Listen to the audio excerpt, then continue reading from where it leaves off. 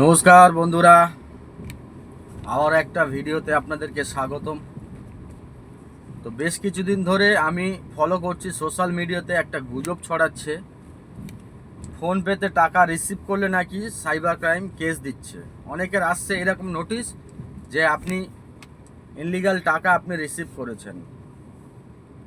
কই আমাদের তো হয় না, আমি তো ক্যাব চালাই আর কাস্টমারের থেকে আমি ক্যাশ নিই না, সব সময় আমি বলি অনলাইন করে দিন। তো এরকম কেস তো আমার কোনো দিন তো হয়নি।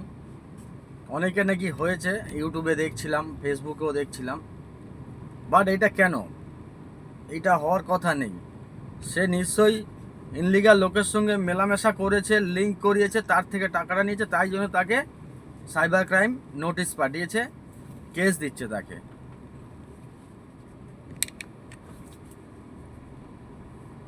বেআইনিভাবে টাকা নিলে তখন তো হবে না, এটা হয় তার অ্যাকাউন্ট হ্যাক হয়ে গেছে, সেইভাবেই ও টাকা রিসিভ করেছে, তাই জন্য সাইবার ক্রাইম নোটিশ পাঠিয়েছে।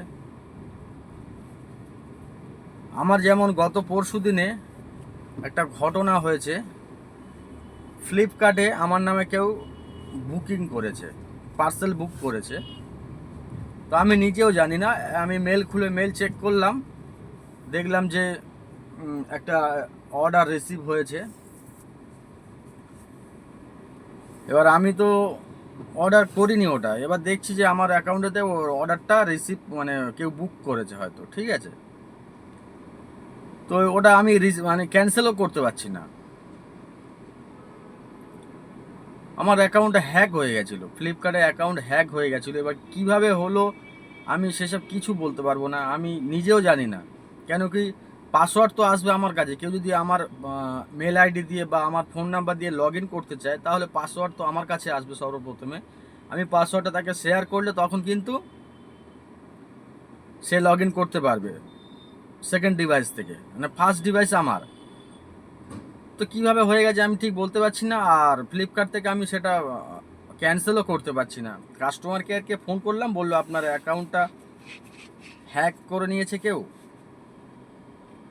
অর্ডারটা আসলে আপনি পার্সেলটাকে রিটার্ন করে দেবেন। তো এটা হয়ে থাকে। তো এইভাবে অনেকের ফোনপে, গুগল পে টাকা রিসিভ করছে, বেআইনিভাবে টাকা মানে অন্য কারোর সঙ্গে লিঙ্ক হয়ে যাচ্ছে, তখন কিন্তু সে কেসটা খাচ্ছে। এইভাবে গুজব ছড়াচ্ছে। আপনারা প্রোফাইলটা ভালো করে সিকিউর করুন।